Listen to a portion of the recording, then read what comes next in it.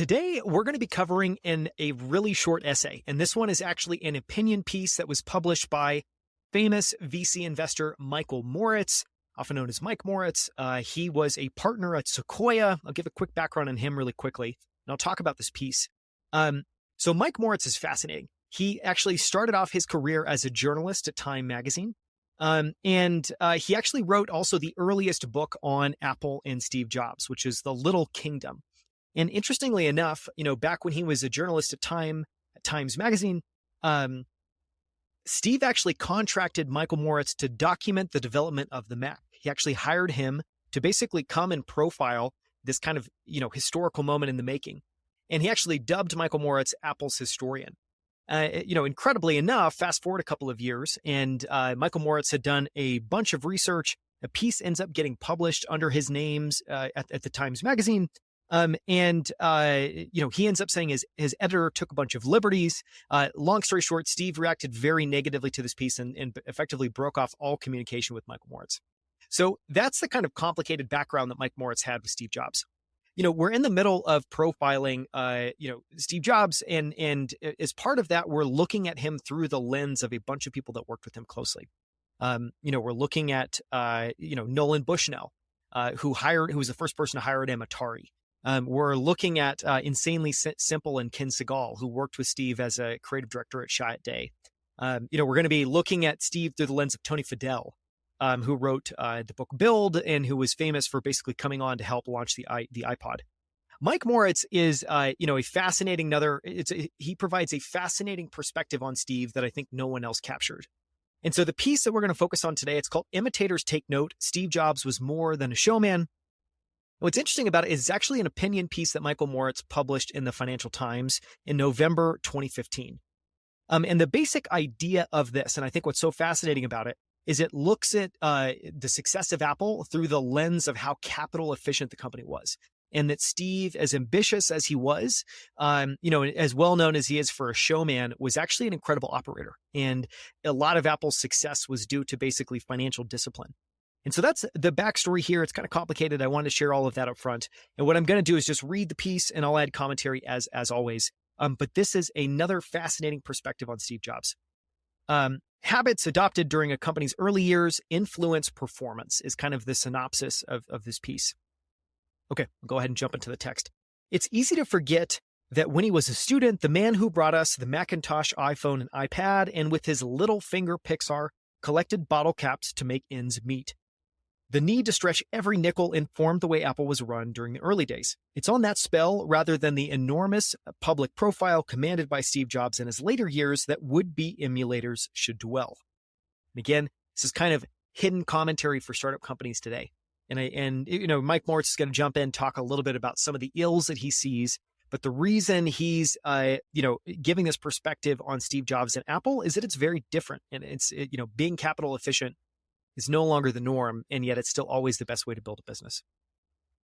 Lost in the millions of words devoted to Jobs, since his sad and untimely death is what established Apple in the first place, an approach to business far removed from the techniques employed by the managers of the 3 or 4-year-old subprime unicorns that command billion-dollar valuations. Now, this paragraph I'm probably going to read twice is really important.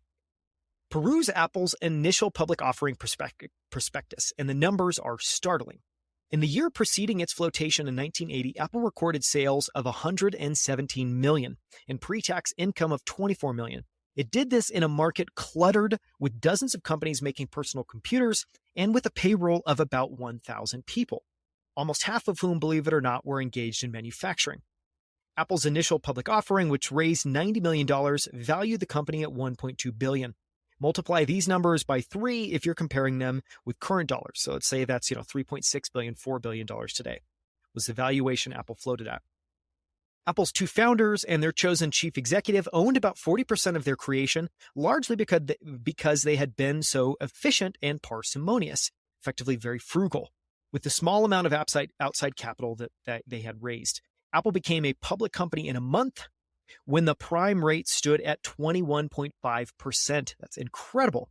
Yes, the decimal point is in the correct position, and the capital markets were bruising. I'm going to read that again. And effectively, the note that the point that Michael Moritz is making here is Not only did Apple do well during its IPO because of its financial success, it wasn't just on kind of a promise. It literally had $24 million in pre-tax income, and that's above paying for 1,000 employees. So Apple was already financially very successful before it became public. But this also led to a high ownership from the founders. The only way that companies can effectively raise venture capital and avoid an enormous amount of dilution is to be capital efficient. Because what that means is you have to raise less capital. Your goal is to have build the biggest business, have the biggest end outcome while using the least capital as fuel to get there. And I think Apple's a startling example. So read this again, and then I'll finish off the rest of the piece. Peruse Apple's initial public offering prospectus, and the numbers are startling. In the year preceding its flotation in 1980, Apple recorded sales of $117 million and pre-tax income of $24 million. It did this in a market cluttered with dozens of companies making personal computers, and with a payroll of about 1,000 people, almost half of whom, believe it or not, were engaged in manufacturing. Apple's initial public offering, which raised $90 million, valued the company at about $1.2 billion. And as we said, it's about $4 billion today, if adjusting for inflation. Apple's two founders and their chosen chief executive owned about 40% of their creation, largely because they had been so capital efficient and parsimonious, really frugal. With the small amount of outside capital they had raised, Apple became a public company. This is one last damning point. Apple became a public company in a month when the prime rate stood at 21.5%, which is just absolutely startling. All this is most germane in the era of the subprime unicorn, because the habits adopted during the formative years of a company have such an influence on its eventual operating performance. Apple's tone in its early years was influenced not just by Jobs, but by a management team composed of several alumni of the semiconductor industry. This is really fascinating. A milieu where the consequences of an operating mistake are harsh. We've talked about this before, but Apple's incredible because it spikes on so many different areas that are very difficult independently. And to find a company that can not just create groundbreaking, innovative devices, hardware, software, everything full stack integrated, but can also operate incredibly capital efficiently and can operate, like a very fine-tuned machine, that in and of itself is very hard to find. And Mike Moritz is making that point. And, and basically saying that a large part of that was the management team was composed of people from the semiconductor industry, where operating mistakes are harsh because it's a very capital-intensive industry. Some will argue that Apple's lineage is irrelevant, and in some respects, they're right. Open source software and Amazon Web Services make it far easier and cheaper to start a company, or at least build a product, than it was when Jobs co-founded his business.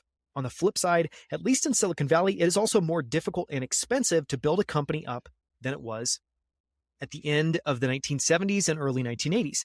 The fact that there are more technology behemoths, Amazon, Apple, Google, Facebook, Microsoft, than at any time in history makes life tougher for startups. These companies, together with a raft of smaller, rapidly growing, profitable ones, and increasingly several Chinese businesses with Silicon Valley outposts, are run by people eager to conquer new frontiers.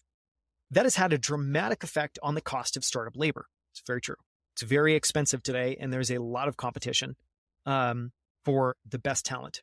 And as a result, so it's effectively the point Mike's making here is, tools in kind of the software foundations you might need to at least build a product, but potentially build a technology company are cheaper than ever.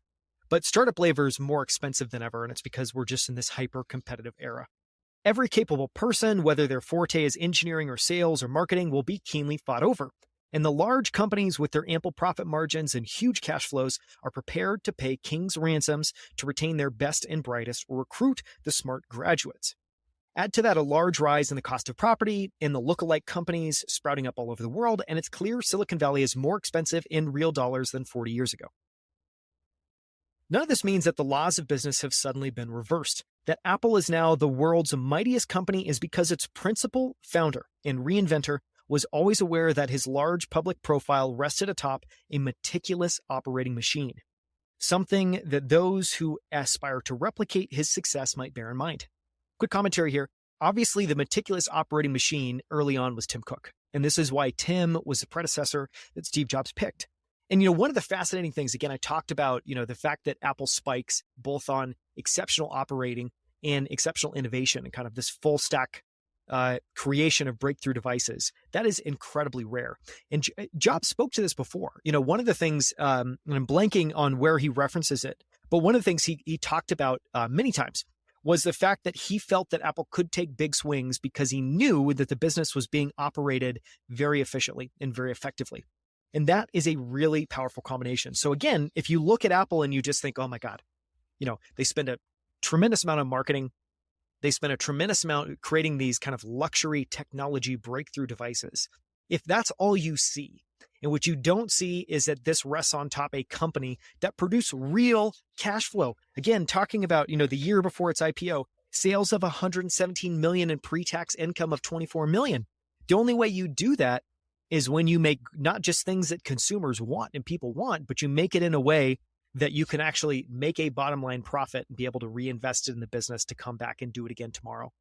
And so that is what's special. So again, that Apple is now the world's mightiest company is because its principal founder and reinventor was always aware that his large public profile rested atop a meticulous operating machine, something that those who aspire to replicate his success might bear in mind. And again, link to this article, this opinion piece by Michael Moritz in the show notes. It's Imitators Take Note, Steve Jobs was more than a showman.